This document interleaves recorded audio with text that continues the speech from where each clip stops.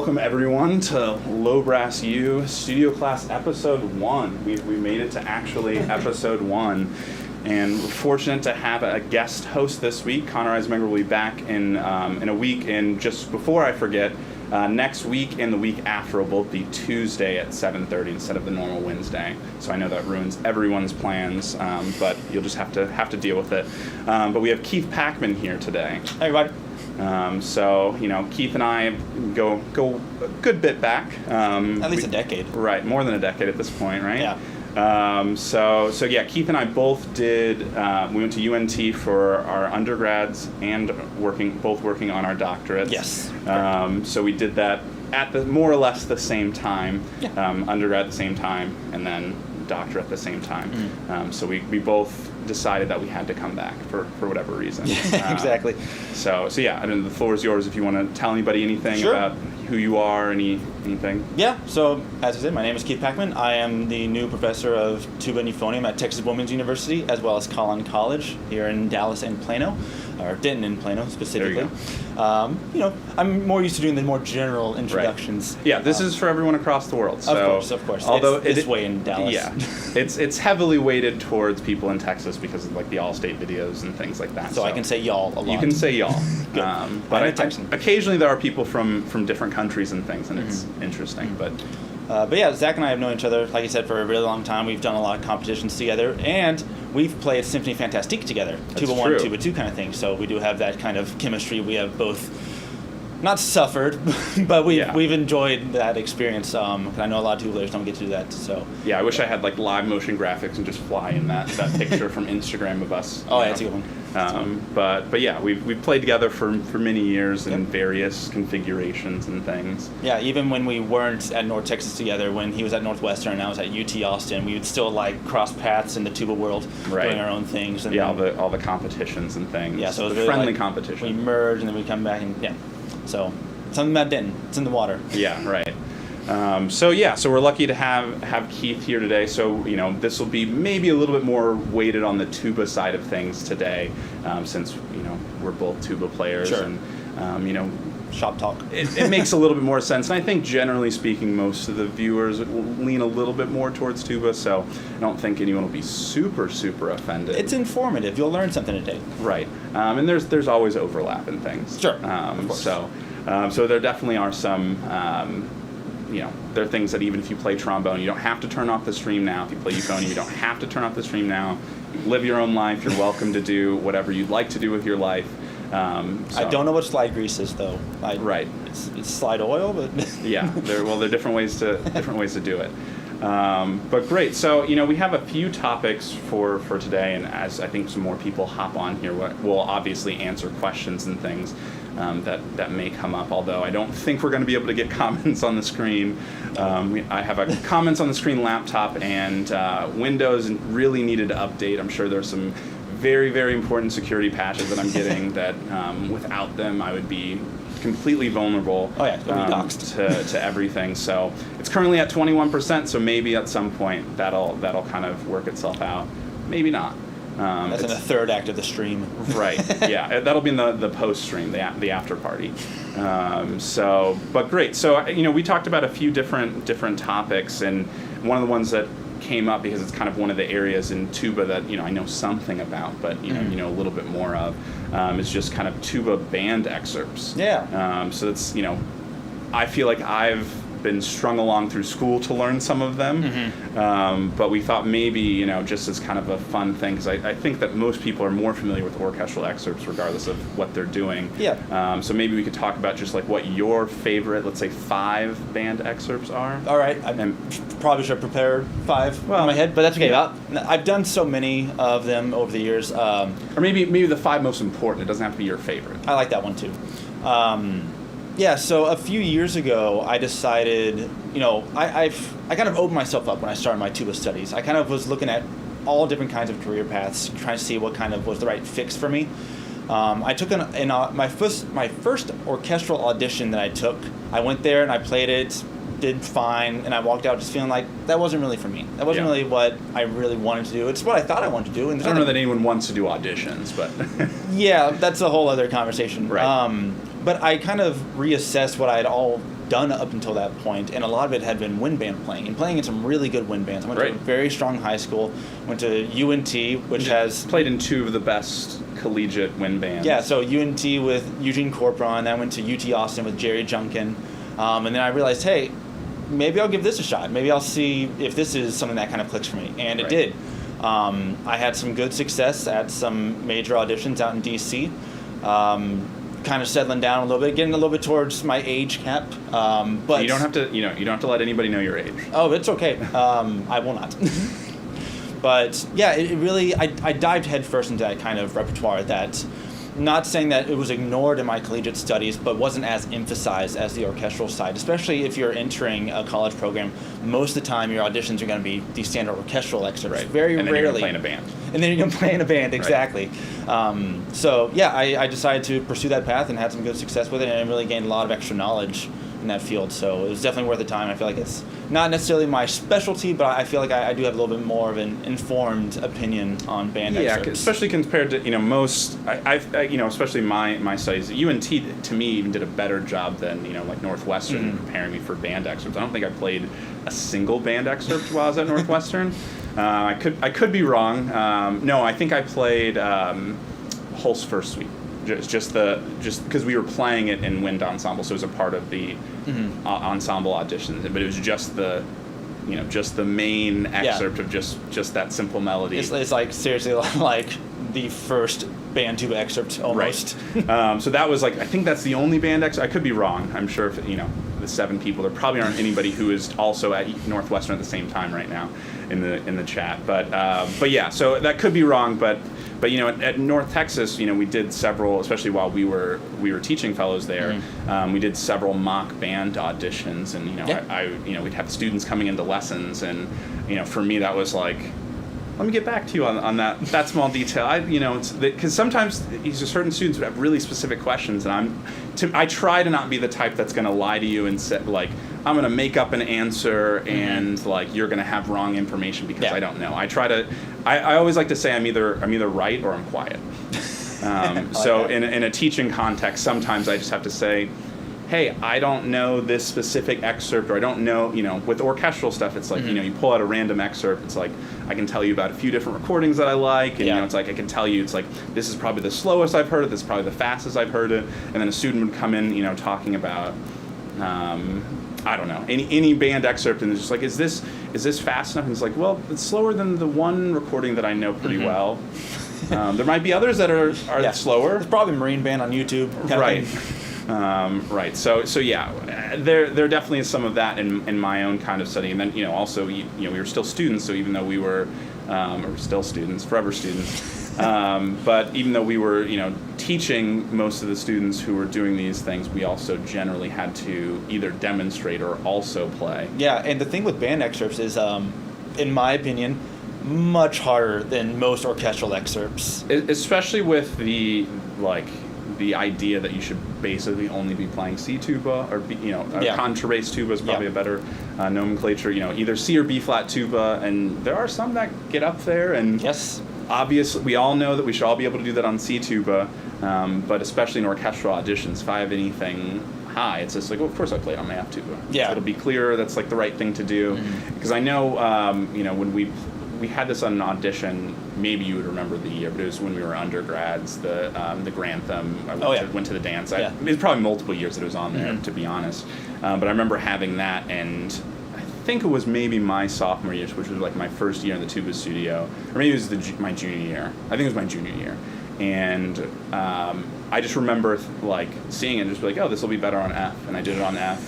And surprise. One of the grad students, Brian Gazdowski, was just gave me a long lecture about how much of an idiot I was for playing that on F tuba. And it's like, well, but it sounded better. Yeah. We're in the same ensemble. They didn't hate me. Yeah, you may have those liberties once you get the position, maybe, but in almost every audition that I've taken, with the exception of one Marine band, they said all the material, including the chosen solo that you wanted to play, all that had to be on contrabass tuba, except for that one time you could bring your F tuba or E flat tuba for the solo, and that was it. But everything else, regardless of range or how hard the transcription was, one of those Paul Lavender transcriptions, it was all on C tuba or B flat. It's very rare to see that in an audition. Right.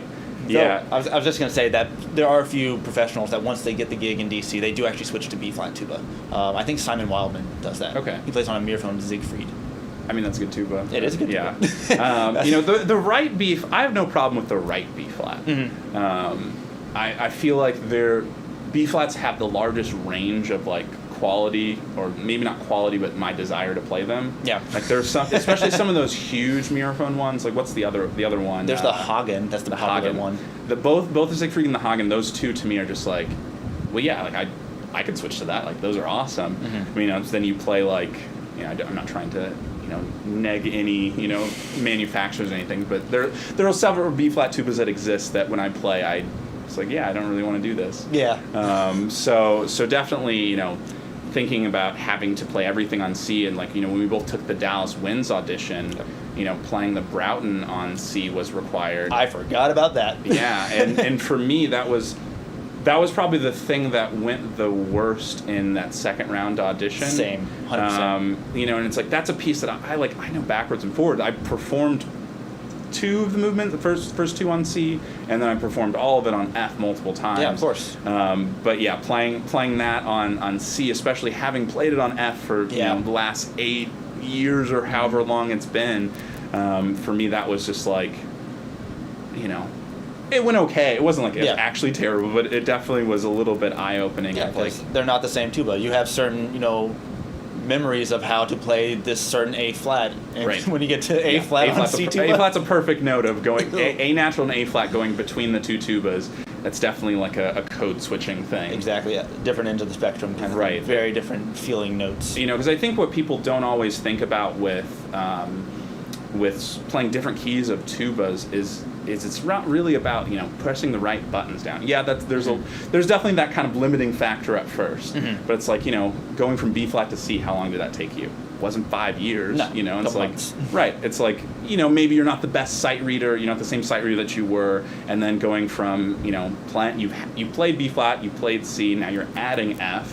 It's like, how long did that take? Again, like, to be completely comfortable, sure, it took some time, but like to get going, to play, you know, to play that Mahler 1 solo in an audition, it's like, that didn't take, you can write all those fingerings in if you need to. Of course. But the issue that I always know that I come across that's a huge issue for me, especially when I play E flat, because I can mentally do it, and then I get to certain intonation, you know, tendencies, and it's just, I can't do the right thing always. That's one of the struggles. Yeah, because certain notes are on different overtones, certain partials kind of thing, and some just feel good, some just don't. Right. I'm a slide puller at heart. Right. I move my slides a lot, and sometimes I just get my tubas mixed up. Sorry, fixing one slight audio thing. I'm sure it sounded great. Yeah, I'm sure everything is perfect. I've never had a technical difficulty. Why would it start now? You know, computers always work for me, and I have the world's simplest setup that can never fail. All of these things are lies. It's because I'm here. Yeah, it is different. You know, I'm used to bringing in Connor virtually, so to speak.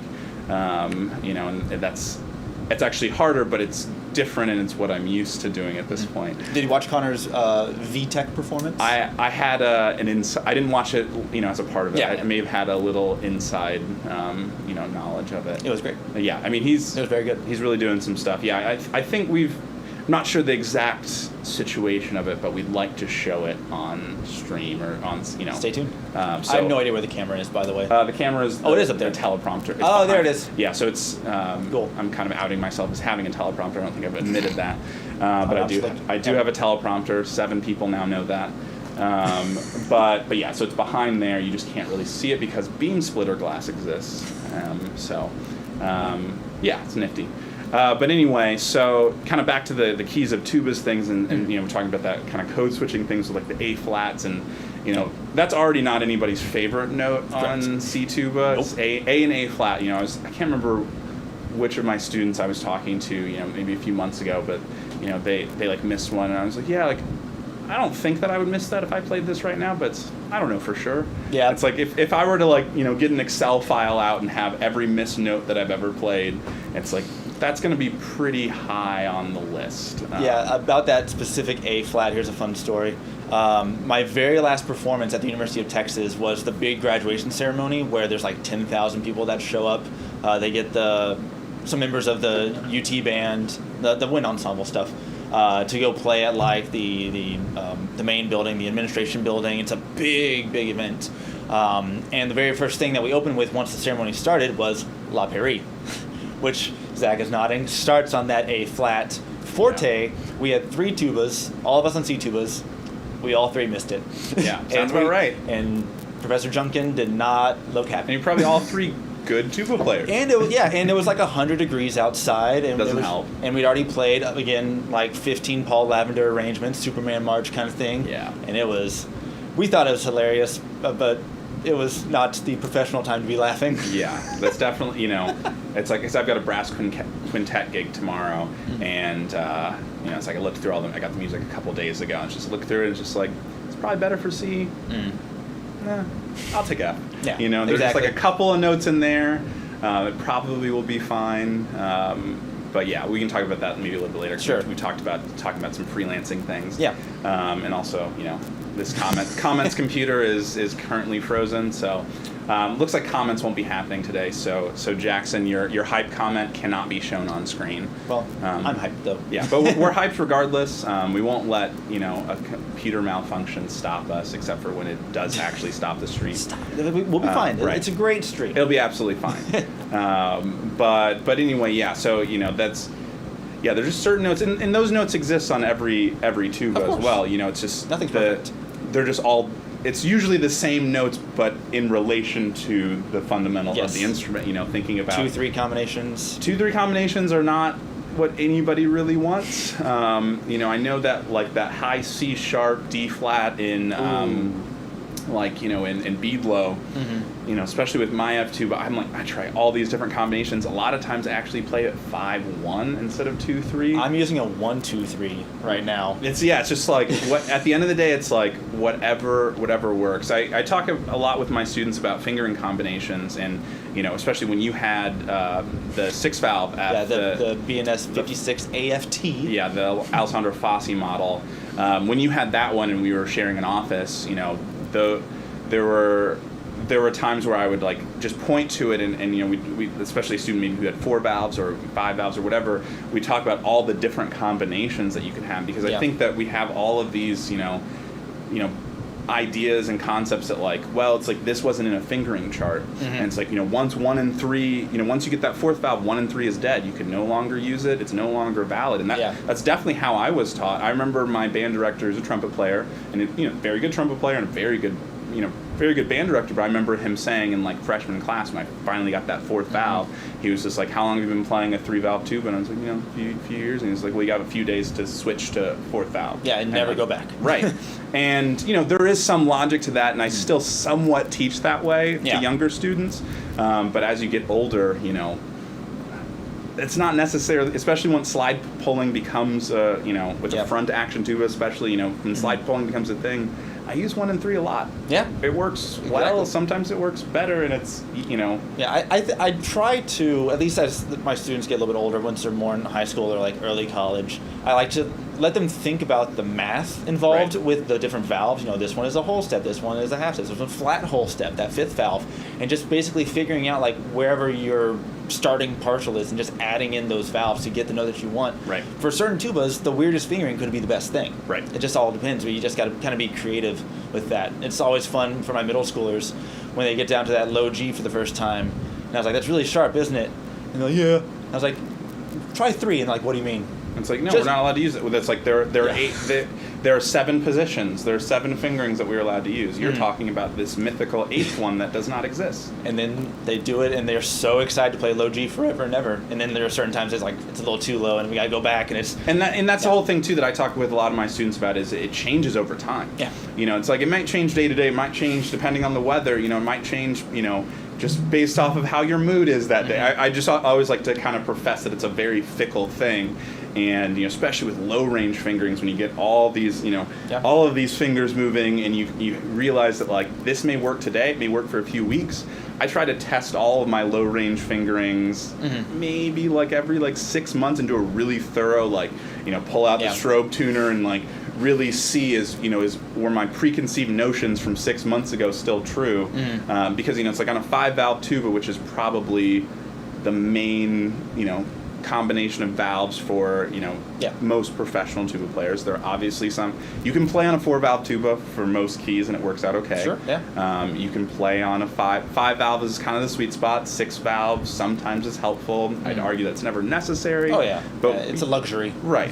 But there, when you had a 6-valve F tuba, I'm sure there were a couple of times where it was useful. I mean, yeah, just like I said, certain random high notes and certain licks of certain solos. Because you doubled your options. Yeah. You went from 32 unique fingering combinations to now 64. By the way, the 6th valve was a flat half step. Right. So you know. Yeah, which we could even discuss that. Is it a flat half step depending on how many valves you have down? It's not necessarily. Yep. So yeah, there's, ultimately it's like 8% of the tuba or 9% of the tuba's length as a whole. I mean, it's maybe it's a little bit more than that, but it's because it's to go down a half step, you need roughly 6% more tubing. Go on. We can, yeah. So and then I talked to a lot of my students about this math because then it's like so okay, so that's your second valve, right? So then what's your first valve? How many percent of the whole tuba is that? double. But it's not. It's not exact because you would think 12% because it's 2 of those, but it needs to be 6% of that now 106%, so it's 12.36. And the reason why that math is kind of gets to be important is because then as you go down, you start to realize, well, it's like if I put 1 and 2 together, mathematically, it basically always is sharp. Oh yeah, yeah. I think about that in the low register, how it's just like it doesn't really. That logic just kind of goes away down low. You just figure out what works. Right. There's this mystical. I feel like I've heard from someone who heard from someone that Mike Roylance in the Boston Symphony uses a 1-4-5 E on a C tuba. I know. E, not E flat. Yeah, I mean Slides are pushed in, but for his inertial that he plays on, apparently that's just the best fingering. And like with my F tuba for my low G, I can't get it even close low enough if I play it 5-2-3-4. I always have to play it 5-1-3-4. Yep. Which that's not the weirdest thing in the world for sure, but that's every time I switch to some it's like I test out somebody else's F tuba or something, and I like just do my normal thing and play that fingering. So it's like, oh, that was a mistake. It's like I remember. I think you were there when I played a recital on that Yamaha, or no, not the Yamaha, the 2250. Yeah, the Mount Weston. It's just like that was an adjustment to just like because I feel like that one was more in line with what most of the world does, but then my F tuba is kind of it's an oddity in some to some degree in a few ways. But yeah, it's like going back to all those different combinations, like 32, 64, 16 on a 4-valve, 8 on, like they're all valid. And then on top of that, you have actually infinite amounts of combinations because we can pull slides. Yeah. And it's like sometimes you want to figure out a solution. There's logistical problems with pulling slides in certain situations. Oh yeah, absolutely. It's just like with trombone and stuff. It's like all of those to me. It's just like we just need the right amount of tubing. Yeah. There are many different ways to get the right amount of tubing. One isn't always right or wrong, and you also get in these situations, especially you probably feel this way more so than me because I play rotors and you play pistons. At least we're not like that specific, but that's naturally what we're doing right now. We're not like neither of us, I don't think, are specifically haters of the other way. But I played rotors for a long time. Right, and I've never owned a piston tuba, but it's on the wish list. Sponsors. Right. Whoever wants to send me a large piston F tuba, PO box, no, I don't have a PO box. Maybe one day. But there with the 5th valve for you on a piston tuba, it's a little bit more of a change, so you might opt to not want to use it as much. It's like I know with a lot of my students, because I have to teach whatever tuba, you got to teach the tuba that they brought. So sometimes it's like, this is what I do 5-2-3 here. You might hate that. Yeah. And I'm not forcing you into it. And I always tell a lot of my students that a lot of what we're doing is experimenting. Yes. I'm not you. I don't play on your mouthpiece. I don't play on your tuba. And even if we have the same models of all of those things, even if we had our teeth surgically placed the same, it's like at the end of the day, it's like we're not trumpet players. We want to do something. But we blow the air differently. We have different embouchure setups inside the mouthpiece. It's never going to be exactly the same. That's not the goal of what we're doing with teaching. We're just trying to make them sound good. Right. So it's like whatever they have. Right. There are all these times in lessons where it's just like, here are what I think your best options are, just like kind of based off of, personal experience, but also math, right? Yeah. It's like we have these 32 fingering combinations, and we could basically, list them in order of shortest to longest. And it's like, you're here, you're at 24 and you're sharp, let's go down to 25, Yeah. or, other way around, or whatever the case may be. There are all these sorts of different ways of doing it, and then again, you add slides on top of that.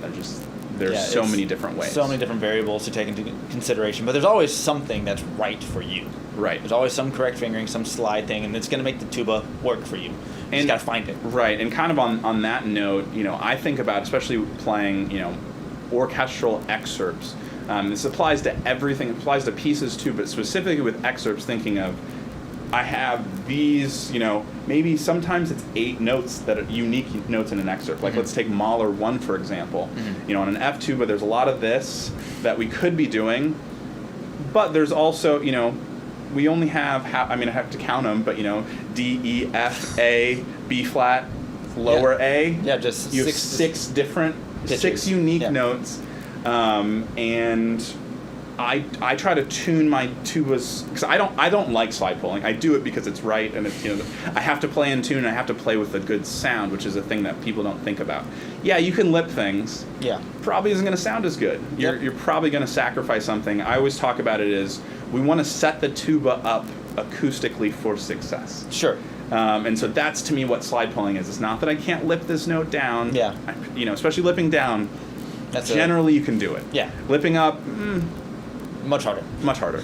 Some solid quarter tones in there. Right. So with like Mahler 1 as an example, that's something that I think about, and I have all these kind of like exotic solutions that I've talked to students about, of like, well, because on an F tuba, that 1 and 2 D, probably a little bit sharp, probably going to pull out a little bit. But then if we do that, it's probably not enough for the high A 1 and 2. If you play it open, it's probably going to be flat. It might get a little bump between the A and the B flat. Right, and then there are slurs to be concerned with too, and then the G that's another kind of terrible note. Yeah, G's a weird one on F tubas.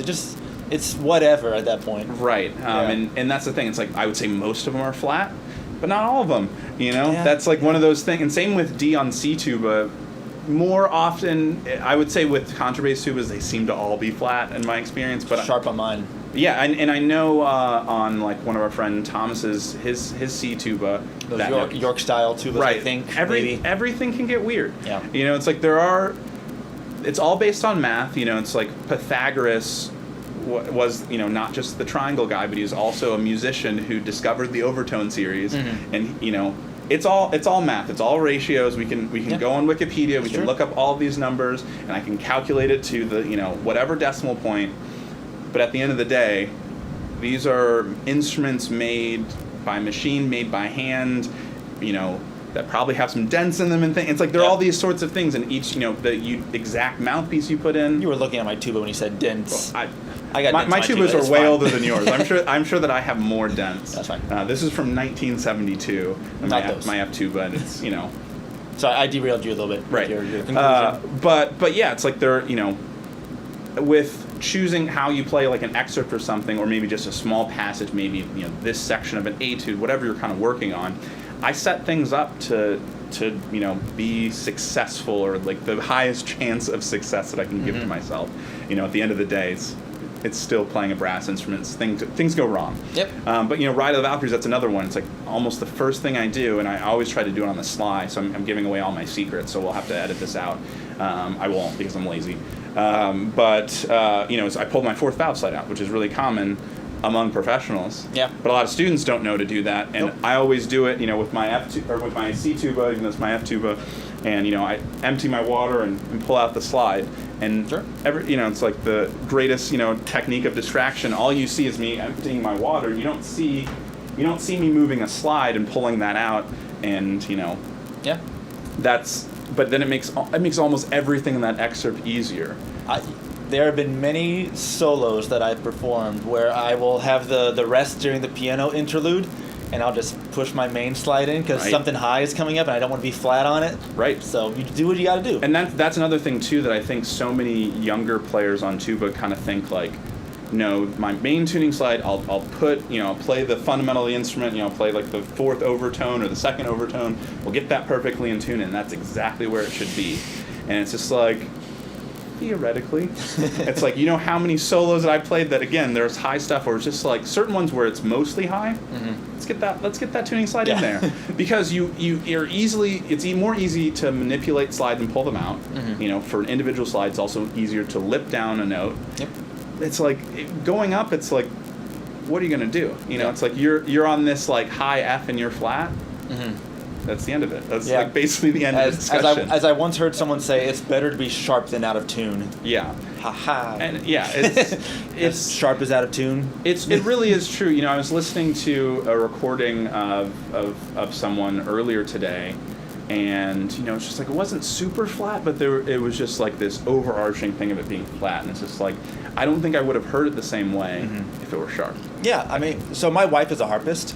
And harpists typically always tune sharp to the ensemble that they're playing with. So she regularly tunes to 441, 442, because it helps give a little bit of an extra push through the texture of having something that's just a little bit on the brighter side of things, because it's such a soft instrument, especially like when we're playing with wind band or something. So she just like needs that extra push through everything. But she plays a lot of wind band harp stuff, and it's just like it's a very like unique thing to do with the harp, and it's like, how do you cut through an 80-person ensemble? It's like but it's very traditional. Sousa traveled with a harpist in his band, front and center, actually. Right. Yeah, I feel like it's gone away a little bit. Like there's still parts for it, but it's it's a little less common to see harp players and. Yeah, they get stuck with like piano parts, and that makes harpists upset. Don't do that, composers. Yeah, I mean, when if you're a harpist and you can make a living playing weddings and things compared to playing a piano part in a band that's like not possible on your instruments, like. Yeah. Why don't we go do that? Yeah. So I don't know if that brings us back around to wind band stuff, because we definitely did not talk about excerpts. That's kind of part of it. I do want to address one, Daniel Martinez, who we both know. I know these guys. You do know these guys, and we know you. That's probably a while ago at this point, so maybe Daniel's still with us, maybe he's not.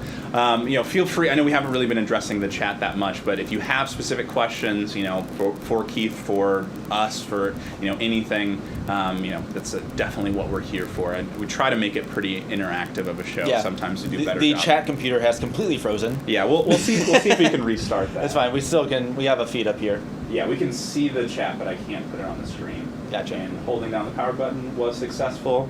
It was doing a Windows update, so does that mean that the whole computer is bricked now? Probably not. Worst case scenario, Reload from a flash drive, you're fine. Right. It's none of it's big. Nothing matters. It's just a computer from 2010. So yeah, we'll have comments eventually, probably. But yeah. So anyway. Going back to the band excerpts, sure. I'll give you the floor to talk about what, especially, like, let's imagine that we got this question because we get all, I hate when, like, YouTube people or Instagram people are just like, I get a lot of questions about this, and it's just like, no, you don't. Yeah. Let's pretend that someone is saying, hey, been looking into, military band stuff and been thinking that, like, maybe that's something I'd like to consider. What are the 5 excerpts that you would say, and we still have more Windows updates, we're at 30%, so let's just say comments aren't happening today. That's fine. But, my 5 excerpts. Your 5 excerpts that you would say you need to know, like thinking about it from an orchestral side, like, the Mahler one, the Prokofiev 5, Meistersinger, Ride, Hungarian March. Like, to me, that's a really, I don't know the answer as well for I know some, obviously, for band, but like for me, for orchestra, that's the easiest question I can get. Yeah. So what is your answer to that? Sure. So the very first thing you will always see on every single packet is the whole first suite in E flat. Primarily just the first movement. I believe it's from the beginning to letter D, I want to say. I definitely don't know the letters. There's 2 excerpts. It's the first 8 measures, because it is a tuba and euphonium duet. Sometimes it's played as solo voices, sometimes it's solely with a section. They just want to hear if you can make a nice melody, if you can play a simple melody really, really well, really good time, really good intonation, good control, soft as well. Before going into the pesante style, that's actually, I found out recently when I was doing some score study, because I never hear it in recordings, but the second excerpt is in unison with the euphonium for the first part. So the euphonium's going down to like low D and C with you. I only know that because it's sometimes asked of euphoniums, and it's like when I've worked on euphonium band excerpts to be more well-rounded. Sure. That's like a thing that I remember the first time that I worked on that on euphonium. I was like, what? Yeah. Wait, they're doing this, and it's like you're never going to hear them probably, but but they're there. They're with you. Right. But it can give you a little bit a sense of what kind of style to match, kind of thing, because you're no longer just the tuba section you're playing with, the euphonium section. Mark Jenkins' euphonium excerpts CD is really, really excellent for not only establishing style, but also just for those kind of moments that happen. He knows regularly. a few things about. He is extremely intelligent. Yeah. So yeah, whole first suite, both excerpts from the first movement will always be the first thing you see on the packet. Next, Stars and Stripes Forever. I mean, it's the military band march. It is the March of America. Right. It has the technique. It has the cut time 16th notes. I still hear from time to time some ambitious students that will play those 16th notes. Dun da da ding da da dun da da dum. And I was like, no, but it's okay. That's a practice technique. It definitely is. You get some clarity there. It's just like Bruckner 7. It's like no, it's like those are. We need to be right on top of, like, those are right next to the beat. Yeah, exactly. So they are more compressed. They are more like 30-second notes. So they're listening for that clarity in that dexterity, which actually could bring us back to another tangent, but I won't let it, about C tuba versus B flat tuba. Yeah. Because on B flat tuba, that excerpt is much, much easier than on C tuba. And that's a common, especially marches, maybe not wind band literature as a whole, but a lot of marches, it's just like, yeah, I can play in the key of D flat or B flat minor on my C tuba. Like it's technically possible. That's not the issue, but I can only, do this. I mean, you just look at, playing that D flat, and it's just like, yeah, I can't do that without moving my ring finger. It's like yeah. It's hard. This is a lot easier. Yes. Those fingers work really well together. Exactly. Plus, you also can convey your interpretation of march style, which took me forever to actually realize that the march style isn't on the page at all. Like, it comes from like a handed down tradition, which again, Mark Jenkins' euphonium excerpt CD, he the very first track is him explaining a traditional American march style. So right, and that's the other thing. It's like march style. We usually just think march style, but it's like march style is specific to at least like region, if not like specific country, especially like some of the different, European styles of marches. Like those are very different things. Exactly. You emphasize syncopation, you detach sustained notes a little bit, things that the music would never tell you to do, but if you showed up and tried to play everything molto tenuto, thank you. Yeah, and it's you'd be done. Yeah, maybe you win an orchestral audition doing that, but yeah. That's the thing. You got to play to the room, and that's something, especially maybe we can parlay this a little bit into kind of one of the topics that we were thinking about talking about, which I guess it kind of just stole we'll call those the excerpts. Otherwise, we could maybe talk about band excerpts forever. Sure. But we want to talk a little bit about freelancing and stuff. Yeah. And playing to the room, that's something that I'm always thinking about. And I'm sure you are as well. As when you play, like I've got a brass quintet. I've got 2 gigs tomorrow. I got a brass quintet gig and a trombone cover band gig. I'm not sure exactly. I think it's for like a dental association thing. I don't know what it is. That just shows how many of those gigs you've done. It's just like, I'll just bring my trombone. Yeah. Well, it's like most of them go like, especially with playing with the band that I play with. There's a range of how we do things, mainly depending on demographic. We play a wedding, and it's a lot of younger people. It'll be more pop stuff, more contemporary pop stuff. Yeah. And we might play like someone's 70th birthday party, and we'll bust out Mustang Sally. And so we don't usually play that, but we will if the demographic calls for it. So I don't know exactly what we'll be playing, but they're literally sandwiched right up to. I'm going to be late to one, which was okay. I checked ahead of time. Good. But they basically start and end at the same time, and they're like 20 minutes away. Yeah. So I'm just gonna drive really quickly, but it's like I have to play the room. Playing a brass quintet gig, and especially not just switching instruments, but playing brass quintet in general. That's very different than playing in a band. That's very different than playing in an orchestra. You have a very different role, and there are different hierarchies. There are different things you should be listening for. Mm-hmm. For me, we were kind of talking about keys of instruments and things.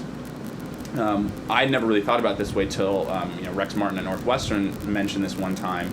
he was my brass quintet coach along with being my professor. There was like one quarter there because it was a quarter system where it's like I think he graded like everything that I did almost, like except for large ensemble. Because like wasn't in a like class that semester. It was like brass quintet, all the studio class things. And it's like all this stuff. It's like everything was graded by Rex Martin. But anyway, he was the brass quintet coach, and we had been talking about what tuba I should play for a piece, and he was, he is one of those rare people that plays C, F, and E flat regularly. Obviously could play B flat and did play B flat at one point in time, but while I was studying with him, I saw him play all three of those keys, relatively regularly. Yeah. And I would always, I always have these, should I play it on this? Should I play it on this? And he's like, your decision should be made from what the trumpet players sound like.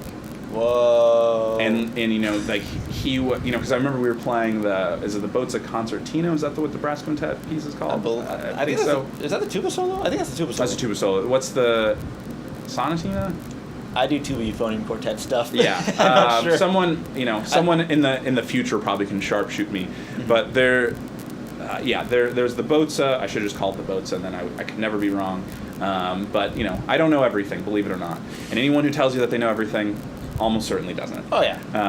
But anyway, the Bozza, that it's Bozza, it's French. It maybe wasn't even written for tuba, probably wasn't. Yeah. And it had some high A's and things, and I was playing my F tuba, and I was kind of thinking that I was kind of getting frustrated a little bit because there was so much sound in the room. Because from my vantage point, the brass quintet that I was playing in wanted to play everything like it was orchestral style. It's like we're trying to play Bozza like it's Bruckner. And I was just kind of like, what if we didn't do that? But you actually lightened up a bit. Right, but I was a team player, so I went, I had to play to the room, and I almost considered playing that on my C tube. I didn't.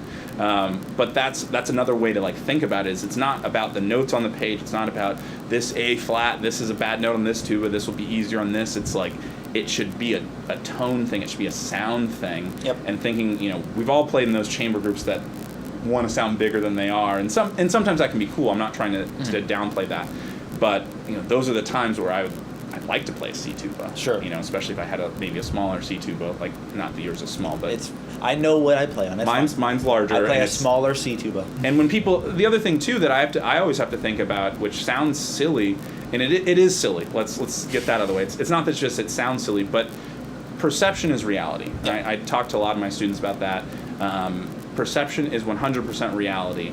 And when I bring in my 6/4 C tuba for something, someone looks at that and says, "You're too loud." Yep. And it's just like, I always try to explain, it's like, no, like, you can drive a Ferrari in a school zone.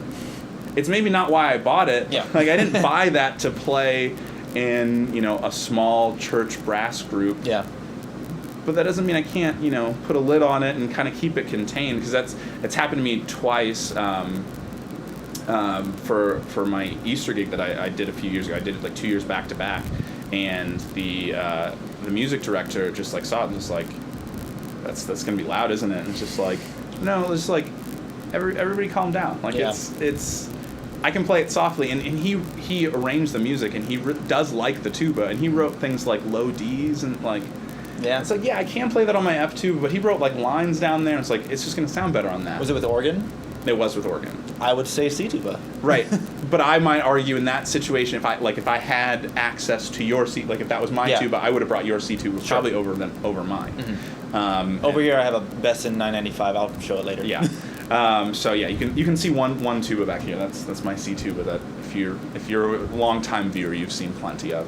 But Keith has his tubas here as well, as you may have heard, horrendously clipped and then not so bad when we played a duet at the beginning of the stream. Which I will hopefully remember to cut out. No guarantees. Set a Google reminder. Yeah, exactly. Well, it's hard because you can't edit it out right away. Mm-hmm. I forget to come back. The good thing about my tuba setup that I have a Yamaha 822 and this Besson 995. One is a large F tuba, one is a small C tuba. They're both silver, they both have 5 valves. And I regularly play with a brass quintet. That is a really good gig, a nice high profile one. But they don't ever really know which one I'm bringing in. And it doesn't really matter a ton to them. I can get similar sounds. I kind of got that set up for that purpose. But yeah, it's just nice to have that flexibility, like Zach was saying, kind of having the good choices where the rest of the members of the ensemble won't be so concerned with whatever, Fafner, Hagen you bring in kind of thing. Because there's always the right tuba for whatever you perceive to be the right tuba to be. That's the other thing is that, especially when you're doing these professional gigs, you have to act like the expert, because you are. They hired you to be the expert at your instrument, so you get to make those calls. And hopefully that goes without a hitch. Hopefully. I thought I was going to get the comments fixed, but I don't think it's quite a technical problem, but it's not worth dealing with right now. So Hudson, I'm sorry we can't put your hey on the screen, but hello Hudson. Hello Hudson. Hope you are well.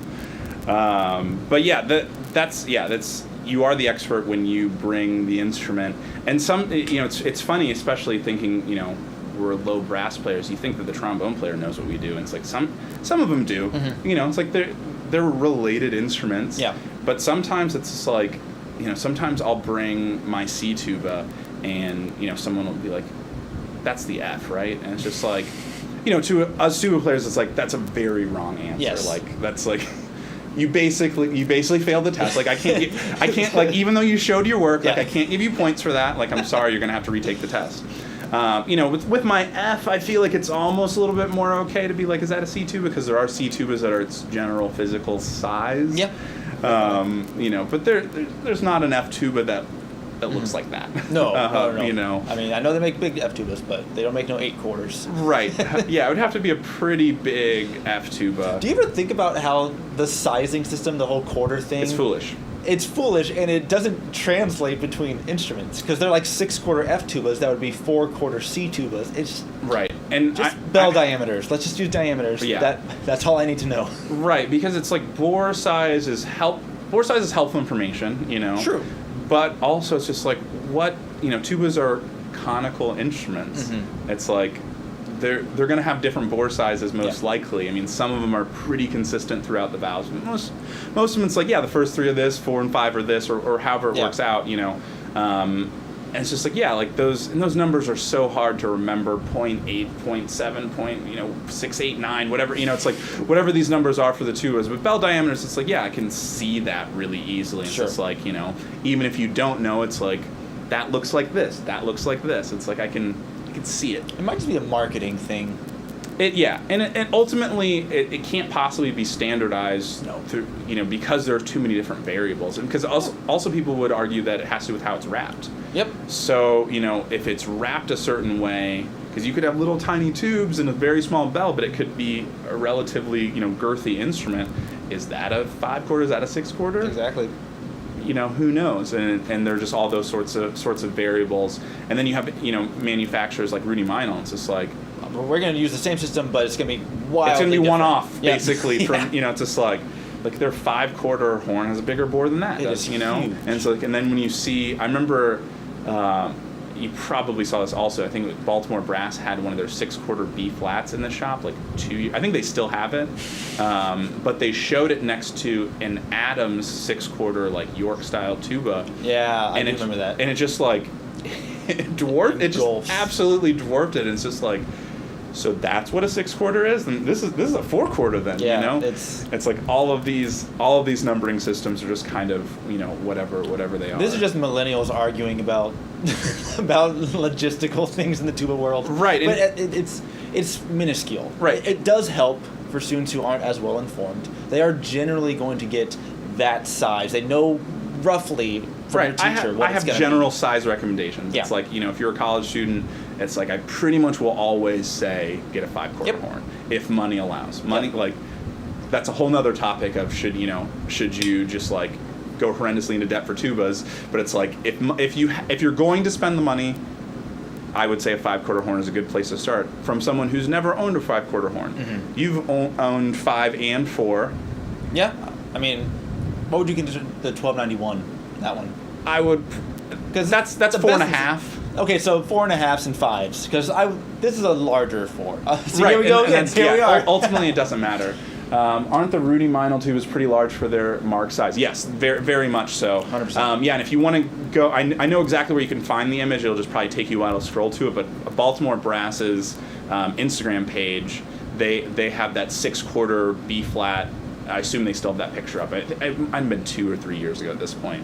Sure. So like 4 posts ago. Right. That's all. Yeah. That also could be that. But yeah, they put it next to a 6/4 tuba, and to be fair, it's a B flat. It's on a C. But yeah, the numbers are somewhat meaningless. And yeah, to me, it's like I think that I consider that to be a 4, but there should be things that are 3s that everyone says are a 4. Yeah. It's like it's all It's all relative. It's like dynamics. It's like some of my students are like, well, I was playing forte, and so it's like, what does forte mean? Give me a decibel number. Yes, it's just I do the same thing. It's just like it doesn't. These are just. It's relative. It's all relative. You Yeah. know. It's just like some composers never use anything higher than forte, and maybe it should be really loud there. Yep. Exactly. Maybe it's an ensemble forte, and you're not important. You're just playing footballs. Of course. There's so many things like that. But yeah, I think one thing that might be interesting, just to like show the comparison of size Sure. between our C tubas, maybe that can go into a conversation of rotor versus. One that didn't happen. Of course not. All right. Oh, mine. That's, yeah. So yeah, we doesn't can't. help too much. Hi. Yeah, I don't know how well we can put these both in screen. Mm-hmm. It's pretty decent. I'm really trying to not bang things Yeah. up over here. Yeah, this office is a little bit small. Yeah. Okay, I'll go back over here. Oh, okay. Full shot. Yeah. Okay. There. Okay. Back. Then I'll go full, and then I'll put. Okay. Then I'm gonna put mine behind. That's fine. All right. Yeah, some tuba gymnastics here. Sure. There's a lot of brass in this room. Yeah, you can't see it on camera, but right now, let's see how many brass instruments there are. 4 tubas, 7 trombones, 6 trombones, one's missing, and a trumpet, and euphonium. Gotcha. There's a lot in here. But Zach briefly talked about it. I did own a PT6 for a long time. I wish I had limitless money and could have just bought that when you were selling it. Yeah, it has gone into good hands. The VTech Tuba Plus competition, the Recording Plus thing. So for those who don't know, ITEA, the International Tuba Euphonium Association, was hosting their virtual tuba conference Saturday through today. It's ending tonight. They had this competition where people would submit videos, like edited videos of just how you can be creative with tubas and euphoniums. And the guy who won did a cover of Play That Country Tuba Cowboy, which is a hoot and a holler. But he has my old PT6. And I was like, hey. How many hands has that gone through since? Just twice. Just twice, okay. Yeah. But that kind of brings us back to me kind of redirecting my ideas for my studies when I wanted to go into the wind band world or go for the military auditions. The PT6 just wasn't really doing it at the auditions. I just never really got the clarity that I wanted. And I think it might be also worth mentioning that it's a rotor PT6. Yes. I would specify the PT6P, right? Which is also the 3099. Yeah, I don't know the new system. Yeah, that system it's like normally I'd be really interested in those details, and I know like especially like 40 years from now, whenever we're gonna be, it's like PT6, and I'm gonna be like, what? Mm-hmm. And it's like, what does that mean? Exactly. Like, so yeah, I'm not gonna learn the new numbers. I will have to. I will adapt to the changing times. But I'll need flashcards or something to get it down. So yes, I had a rotor PT6, and then I just kind of took a step back after an audition that didn't go so hot for me, and I just looked at who's winning jobs. Almost every single one was a 5/4, 4/4, kind of somewhere in between piston C tuba, and it doesn't really matter. But they were all silver. Those were just what's winning. Yeah, but sometimes that's another thing that's like, I don't regret buying the tubas that I have, and I love them, and I won't sell them most likely. But if I were to buy 2 tubas right now, I'd probably buy 2 silver piston tubas. And like I said, with that one music director, it's just like, looks kind of do matter. Like it's very stupid, and you really shouldn't buy a tuba for looks. But again, perception is reality. They heard someone play really well, and it looks like that. That's true. It is shiny. The kids like it. It's all very silly. Like, I prefer raw brass. I know, especially when you've had some raw brass instruments. I took the brass off myself. Right. Don't do that. Yeah. I will not tell you how. Yeah, definitely. Like, that's definitely one of those things that like I feel like I can never make a video about, because it's just like it's essentially unsafe. Yes. But It like is. especially if you don't know what you're doing, Yeah, it is 100%. I had supervision by a local pro the first time. The second time I did it by myself, and I knew what I was doing. I still should have had a pro do it, but I was poor. Yeah. I've thought about doing it with my C, but I think especially because that has like a special epoxy lacquer on it. That's why it has the color, yeah. and it's just like so. I think you need even more aggressive Of things the thing. that we won't tell anyone. Damn, Keith looking fresh. Also, I shouldn't have said that, but that's okay. Oh, thank you. But yeah, read. I was pre-read. working. I was doing a sectional earlier today, and I came straight here. Almost. Yeah, and I didn't have a low brass U T-shirt to give him, although I would like to. It's okay. I didn't. I don't have them. I'll on buy hand. one later. Yeah. So. Support the business. Yeah, and we got a sheesh in there too. Can't Sheesh. sheesh. Yeah, we're both hip. I don't know TikTok, Um, but I watch a lot of YouTube. They yeah. just translate over. Well, it's originally actually a basketball thing. I don't know if you know that. Nope. So it's originally D'Angelo Russell, who was playing for the Lakers at the time, and yeah, he has ice in his veins. I like video He's- games. Yeah, he's cold-blooded, ice in his veins, does this, Gotcha. and then Now I know. that's it was born. Nail clippers. Yeah, Me? I don't know what that means. I think my nails are okay. Mine are not. They're not perfect, but I really don't think you could see any of our nails or either of our nails. But yeah, so that's definitely one thing to think about when we were talking about the the type of instrument, the plating, all those sorts of things. It's like looks can unfortunately matter. Like I've definitely thought about it several times with orchestral auditions. It's like the tuba that wins is a York style silver plated piston tuba, all of those sorts that you hold at an angle. It's like that, theoretically that's the tuba that wins. Yeah. So, those sorts of things matter. And, especially band stuff for me, it's like if I were thinking about band stuff, it's this tuba's got to go. Yeah. It does the job pretty well. I wouldn't see it doing that well in an audition. I'm not, and again, like the most important thing, and I think this is a really important thing that we should always make sure that we mention, is the most important thing is the player. Yes. It's like I think about it the same way I think about recording. It's the signal path. It's like the most important thing. You have a good microphone. If you could have the world's greatest preamps, but if you don't have a good microphone, you're probably not going to sound that good.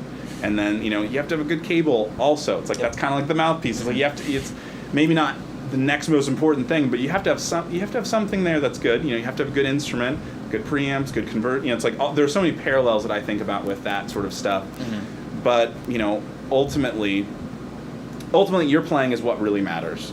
Yeah. But in this very competitive world that we live in, it's not the 1960s where if you're a good tuba player, you're the only one you know. Yeah. Especially one of the big reasons that I went to UNT. I'm sure that this was another reason for you. I wanted to go somewhere where I wouldn't just be the best player. I wanted to be the best player, but no, that's fine. I was just gonna say, did I ever tell you my UNT story? Like why I picked UNT? you must have. But I don't know that I can. I was interested in jazz bass. I think I knew that you were. Mm-hmm. I did not play upright, but you were allowed to audition on electric at the time. I don't know if they still allow that. Probably not. We have rules. We live in a society. There's going green. Yeah, I had decent chops, and that's what I learned bass or electric bass and tuba at the same time, like the same year I picked up both, and I just kind of excelled at both. I would probably argue that I was better at bass back then, but then I came and did a campus tour, and I just ran into a trio playing. I was like, oh, I can't do that, and so I was like, I guess I'm gonna play tuba. So I knew nothing about the tuba scene coming in here, and I did my audition for Don Little, and he's like, so you have marked as undecided. What does that mean? And I was like, oh, no. He's like, well, let's go through the list. Right. You want to be an education major? Nah. What about a composer? I wrote songs with my friends, which were like joke songs using Yamaha keyboards. Yeah. Not real songs. Thankfully, those have been deleted off MySpace. For anyone who's watching, Yamaha does make good keyboards. This was one of the like the autofill stuff. And then he's like, how about performance major? And I was like, sure. That means you sounded good. I think we've both been on the other side of auditions with Don and just in general. So we've done enough collegiate auditions listening now where it's like if someone says that's not them saying you sound bad, that that's probably a positive thing. We should also take our age into consideration for that, because our entering class was 4 when we got in. What, or 4 or 5? I don't know that. Oh no, when we start getting to details of that, that's not necessary. I'm older than you. I forgot. Right. It's a complicated issue because we graduated at the same time. I'm the complicated one. Well, I guess I did do the standard time, but it's like I wouldn't say that I wasn't complicated either, because I didn't start. Even then, I was only in the tuba studio for 3 years as an undergrad. Sure. So it's nothing. What you read on websites that everything is like this is exactly the situation. No one does anything different. That's just not how the world works. Yeah. Or fortunately or unfortunately, I don't think I would trade. Because I came to UNT and I was just doing jazz trombone. And I was at the start. And all throughout high school, I was playing tuba and band. Like I played like 1 or 2 pieces on trombone, mm-hmm. but I was really serious about jazz, and I kind of got tired of tuba at that point in time. And I was like, I'm kind of done with it. It's heavy. I don't like it. Yeah. And I wanted to play trombone, and you'll probably, I'm sure I've told you this story, but I was studying with Jesse Orth, one of the teaching fellows at UNT at the time, who now teaches at A&M Kingsville. Yeah, Kingsville. And I remember having a lesson with him because I was taking secondary tuba lessons, which is kind of, there's a range of what, goes on in secondary tuba lessons. Yeah. I just kind of, I was talking to him, I was like, yeah, I think I want to sell my tuba.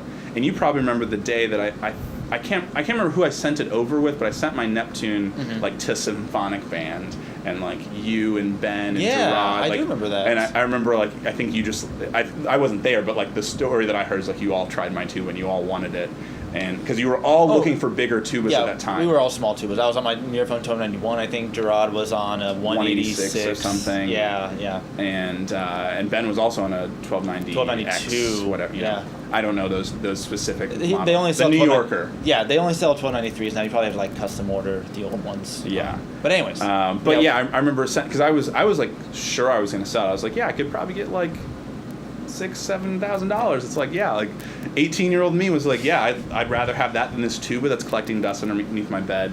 And I remember Jesse Orth he was just like, you shouldn't do that. And I was like, oh, okay. And then like a couple weeks later, he was just like, you should be a performance major. And I was like, oh, okay. Yeah. And that was basically like how I entered the tuba studio. It's like I had to do like an official like jury that was auditioning for the performance degree. But yeah, it was kind of a weird, just like, I don't know. Ultimately it was my decision. I'm very happy with it, but it's like without Jesse, I probably would have sold this. Mm-hmm. Like, especially imagine a teaching fellow that I could have had that like wanted my tuba and was just like, yeah, you should sell it to me for this. This is how much it's worth. Like that very easily could be how that conversation went. And I'd be like, cool, you're going to give me like a 4-digit number in cash? I've never seen that before. Right. Like, let's do it. And that could have been the end of it. Who knows how that could have happened, but I remember, him very much convincing me. I think after there was like a couple Blazeviches that I brought in that I'd like, worked on prior to lessons, but he was just like, yeah, that's like, I remember him saying just once, it's like, I don't know that I could play that cleanly right now. And it's just like, yeah, it's like, that I was serious into tuba prior to start of college, and then I got back to being serious about it in my own weird way, and now it's the main thing. But is it because I make more money playing trombone? I have more trombones. I'm going to be teaching more trombone now. It's but to kind of like bring that all up, because a lot of young players that are going into college are all thinking like, should I be a performance major? Like, or they just have that general interest, like I want to do this for a living kind of thing. All our stories for getting that performance degree is probably pretty unusual to what you would see in 2021. But I think at the end of the day, what everyone's listening for in those auditions, and why, Jesse Orth and Don Little saw something in me, was that there was that potential. Right. I think that's the most important thing. Like, yes, you want to have a very strong audition when you're trying to be a performance major, especially because your job market is different from our job market right now, because yours is years down the road. It's going to be even more competitive. And it's definitely different than all the teachers that we had. Yes. Oh, yes. But the teachers are listening more for what you will be able to do in your audition more than anything else. So yeah, that's what Don heard in my audition. That's what Jesse heard in his lessons, and that's why, you know, they believed in us. And then once we got onto that degree plan, that's when we really started like work really seriously. And then it turns out we were really passionate about it. Yeah. And we did some cool things with it. And now we're here on a live stream on YouTube. And I think we have made it. So you know, I think the other thing too, it's like, you know, our like life wasn't, you know, our education wasn't perfectly laid out in this line, but I think that both of us are more well-rounded because of it. Yes. And we're well-rounded in our different ways too, you know. Absolutely. It's like, and especially for, you know, like the job market, there are certain college teaching positions that come up that it's like I see, it's just like, yeah, Keith would be a way better fit than I could ever be, and it's like probably the same is true. You know, it's just there are, you know, it's like, because, you know, what I probably haven't explained or what we haven't mentioned is that you have an undergraduate degree in theory also. That's true, music theory. And you got 2 separate pieces of paper, although I only got 1, which I feel slighted about. I complained. Yeah, I probably should have complained. That's Maybe I still can complain, because mine says jazz studies / performance. Oh yeah, which they really did it with me. But yours, even if they were / you could see that they're different. Like jazz studies / performance could just be a jazz degree. True. Yeah. You know, No, I it's see like, what you're saying. I don't. Yeah. So, whatever. It doesn't matter. That's not the point of this stream. I'm not bitter. That. Yeah. I have other things to be bitter about. Don't worry.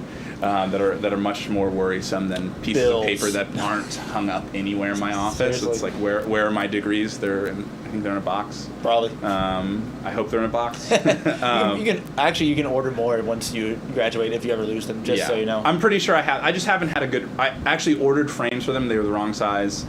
That was 5 years ago. Yeah, 4 years ago. I had them in an envelope until Kevin Finsky, my colleague in the Texas Low Brass Academy, he's like... And a finalist for Falcone, right? I saw that correctly? Kevin Finsky? Yeah. Or no? Not this year.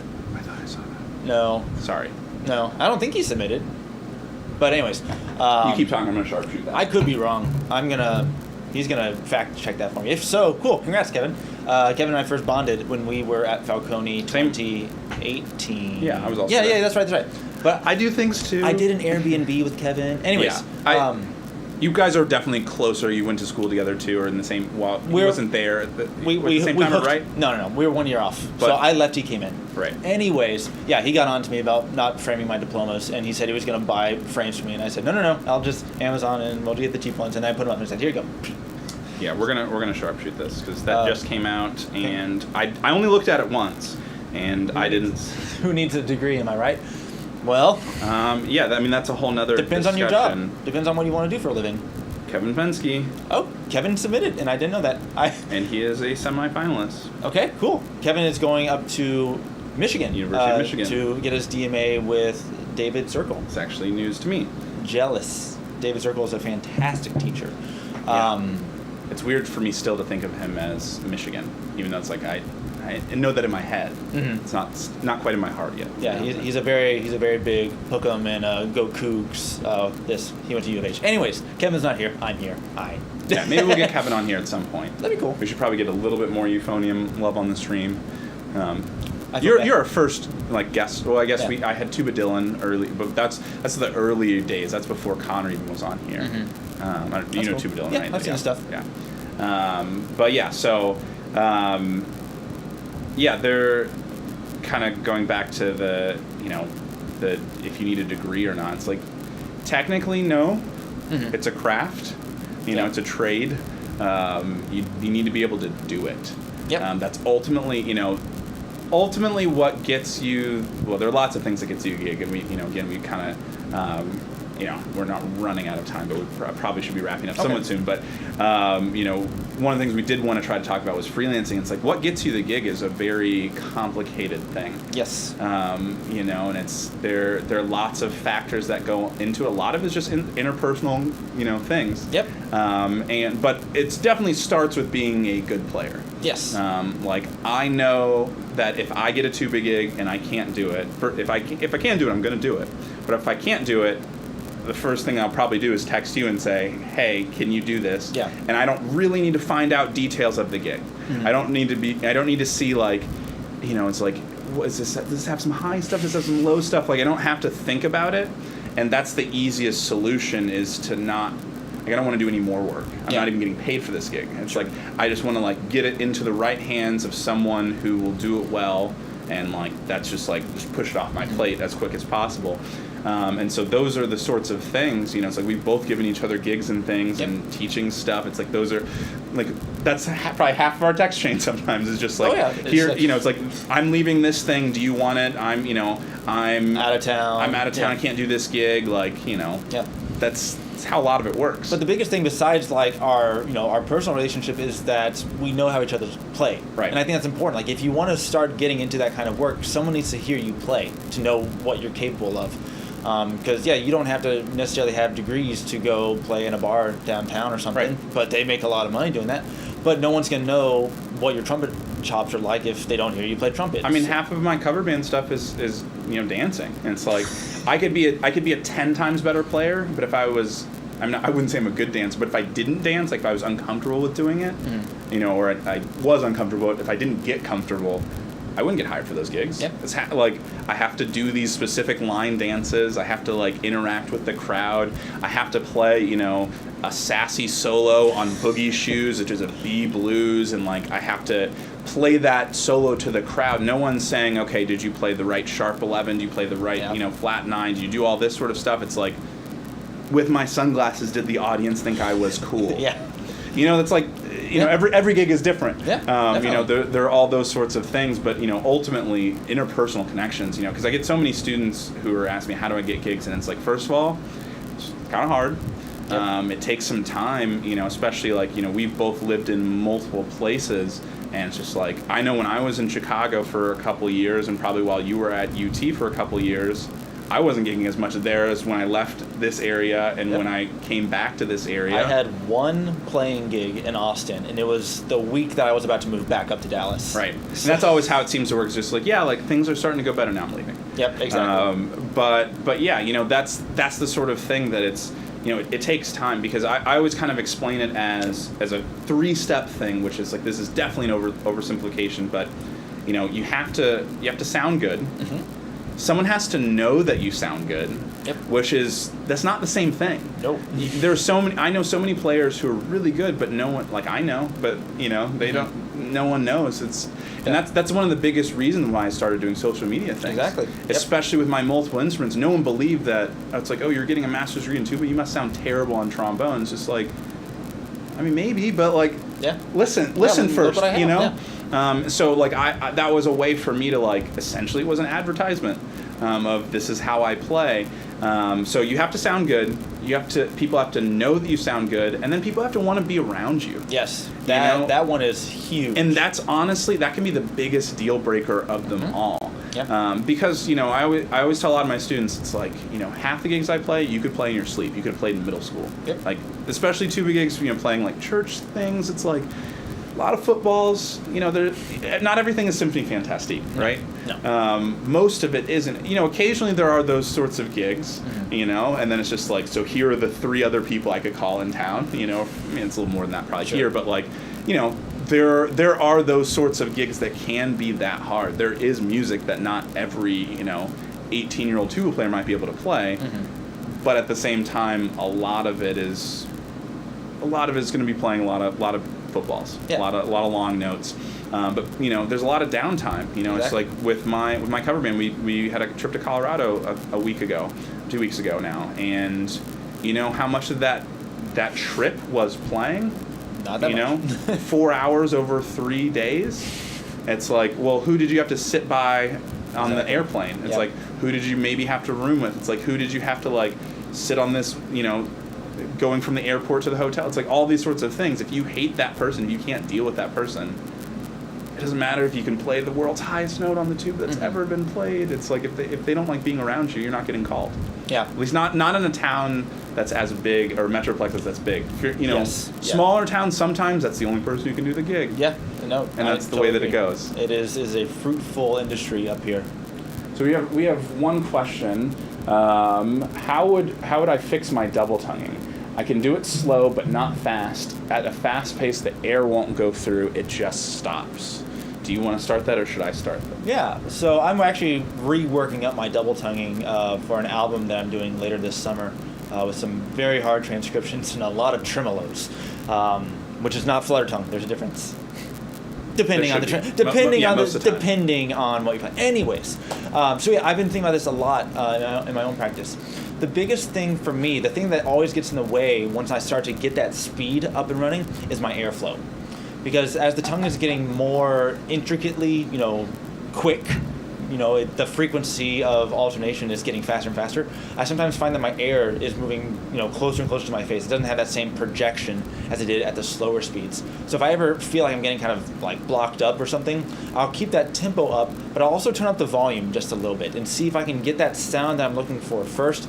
If it's not there at that speed, just bump it down a little bit, retain that same volume. It's all moving, little variables at a time, not trying to do everything all at once. But yeah, that's my biggest thing, is that whenever it's articulation, I just find I'm not satisfied. It's typically because my air isn't actually moving the way that I want it to. The tongue isn't really the problem. The tongue can go to and ku pretty quickly. Though I sometimes experiment with different teaching ideas by just using them myself first. Mm-hmm. There may be nothing to this, but sometimes I'll learn a rap, like a real rap song. Like some Busta Rhymes, some of that's like Busta fast. Rhymes, Tech Nine, Eminem kind of thing with the no lyrics. Yeah, you didn't think you were getting that on this stream, did you? No. I like hip hop a lot. But yeah, because there's a lot of clarity in what they're doing when they're rapping, and trying to mimic that gets a little bit more, muscular, flexibility in the tongue. It's just getting that clarity to speak. Because rappers definitely practice their breath control. Yeah. Kendrick Lamar, famously practices in the studio his raps before going into the booth, so he can do it in 1 or 2 takes and not waste everyone's time because he ran out of breath or something like that. Which is how professionals do things. Yeah, we breathe. So yeah, I meant we practice. Oh, I breathe. We also breathe. Yeah, I would say that's the first thing that I would approach is how is your air flowing behind the articulation? Step away from the instrument, just do some simple and see how much force you have behind the air before necessarily trying to dissect the tongue or something, not literally. Yeah, I think that's a good point. That's something with articulation that I always talk about is ultimately the tongue is just letting the air happen. The air is doing the work. The tongue without anything else is nothing. It doesn't do anything. We need to have that air behind it, and kind of talking about what you're talking about, having enough air when you go faster. I remember when I was in Chicago, it was the first Chicago experience that I had, basically. I just moved there. The way I moved there was I dropped all my stuff up and then continued to Falcone. Yeah. And then came back and then lived there for 2 years. But anyway, when I went to a jam session, and a trombonist in town, and I think he's living there now, though he's kind of split his time between New York and Chicago over the last few years. Adam Thornburg, he commented on my playing, and he was just kind of sound pretty good. When you're doing some double tonguing stuff, I feel like you just need to put more air in between the notes. And I was like, what does it That's mean? nice. I like that. Right, and it's just I kind of thought about it. I was like, huh. But I think it's the same sort of thing that you're talking about is that air has to be behind it, and there has to be some momentum to that air. And I think the other thing, you mentioned, DJ, that you can do it slow, but you can't do it fast. And one of the things I like to talk about with multiple tonguing is that you got to trust the process. It's it's not something that's just going to happen overnight. It didn't for me, at least. Yeah. It takes a little bit of time to get things going, to get things to kind of start working out, and just because you can't do it fast today doesn't mean that you're on the wrong path. Yeah, I have many degrees. I've done many things with tuba, but I don't do a lot of double tonguing all the time for what rep I'm doing now. So as I'm getting ready for this, I'm rebuilding up my double tongue. I kind of lost my edge on that, so it's totally fine. We all go through it. Yeah, so we've got some comments about what syllables, and that some people have been taught ta-ka, and you were saying tu-ku. Yeah. And yeah, so that syllables, it's a whole other thing. And I wouldn't say, before we even discuss it, they're different schools of thought. Yes. Zach and I teach differently from how Don Little taught us how to teach, essentially. Pedagogy is different. We use different words to get different ideas across. We have different concepts.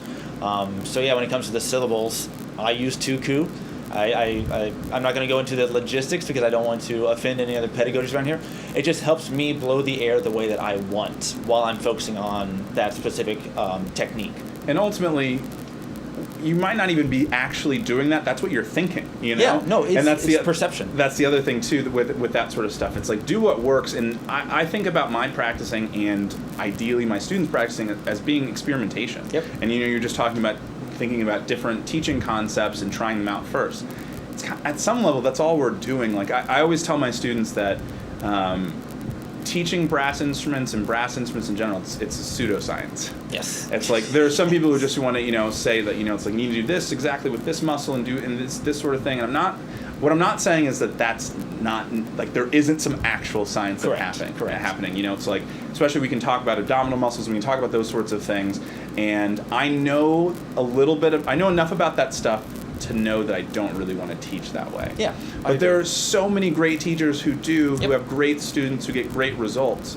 For me, it's not how I like to approach it. Kind of going with the syllables thing. It's like, the way I would, if we were having a lesson and you said, I was taught this, and it's like, okay, let's try that. Yep. Now let's try tuku. Now let's try tiki. Like we can try anything, and I think you learn more.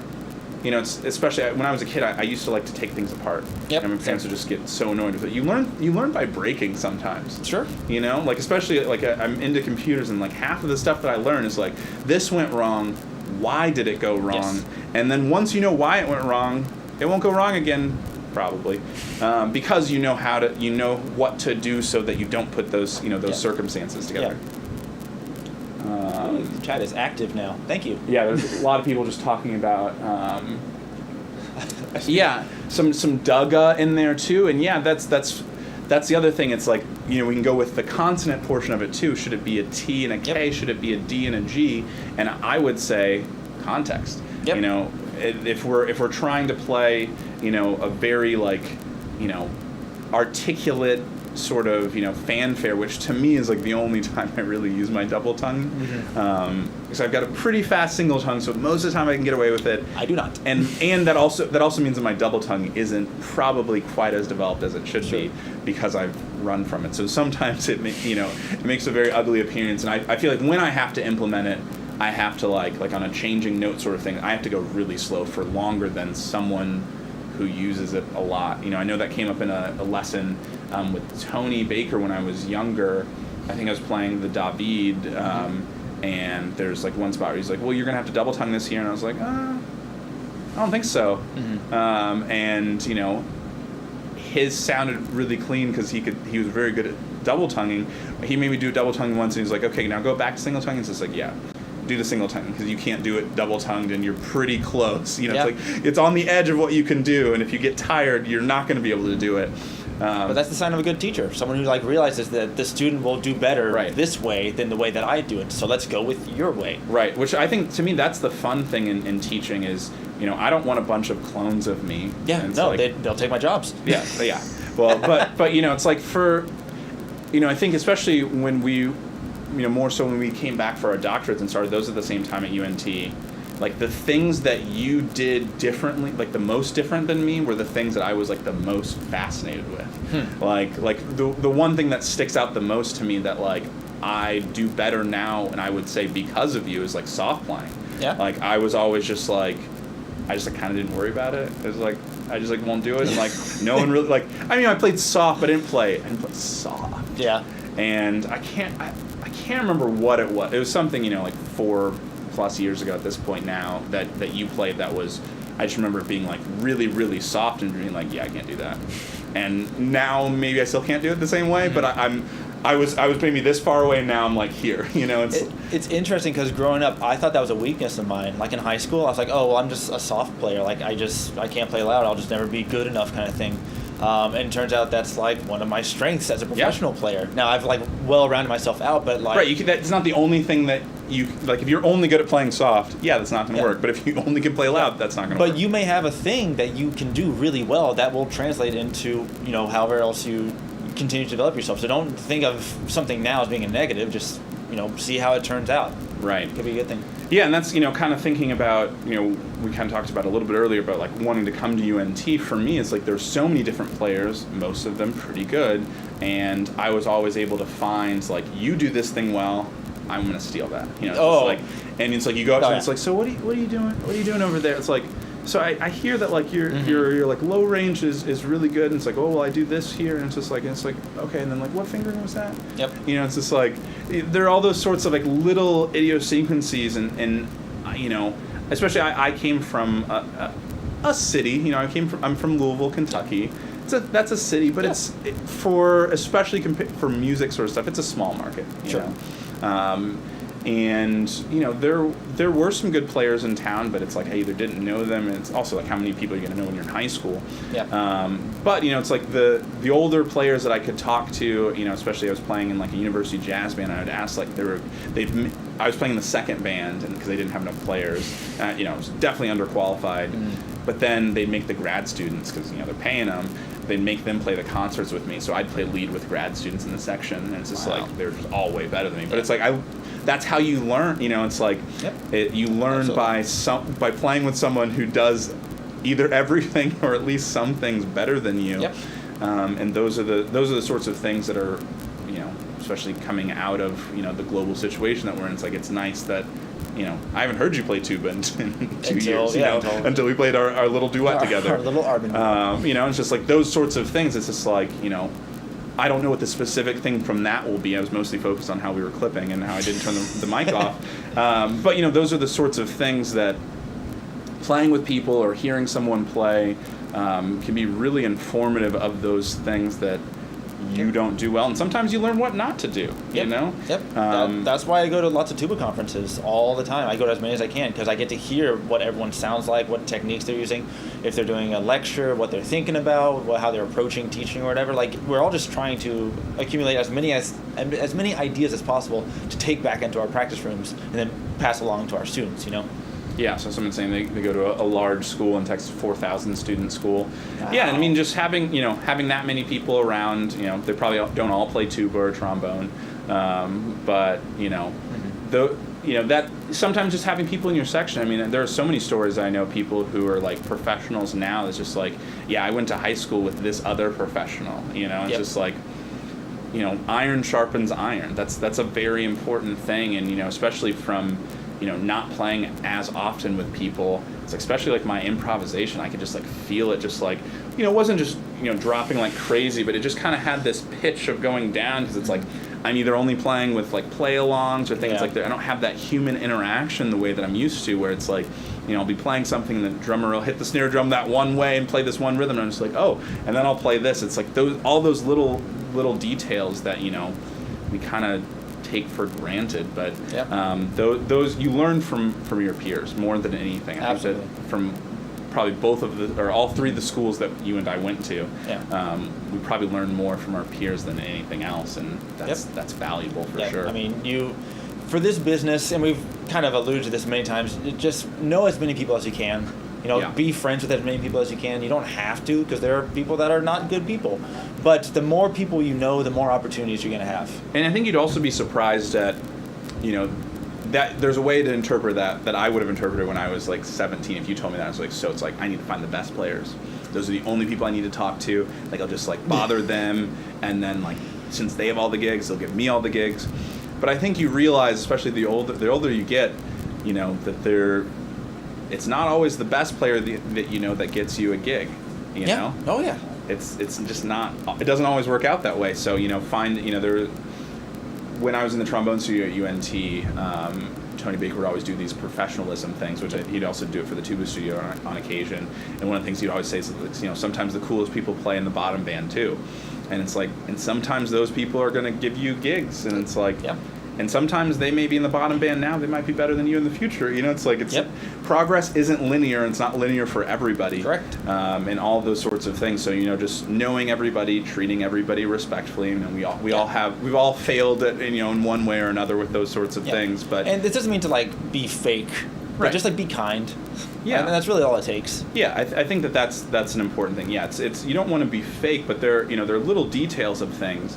Like for me, it's like if I invite someone over to eat at my house who might happen to be a musician, it's like if I know you have dietary restrictions or something, I'll make sure to take care of that. Mm-hmm. And it's like that. I wouldn't say that's fake. That's maybe going a little extra step sometimes. Sure. But then you know that if you're on a gig with me and there's a food, like if I'm in charge of it and there's a food thing, I'll Yeah. make sure that you get your vegetarian meal, your keto, it's like Sure. whatever the thing that you might need. It's like those sorts of things of just being kind to others and Yeah. thinking about others before yourself, or at least kind of close to yourself. We're all selfish in our own ways for sure, but Hello, Mr. Lemon. yeah, I think Mr. Lemon's been on a few streams before. We definitely have some regulars that are on here. But that might be a decent place to kind of wrap it up.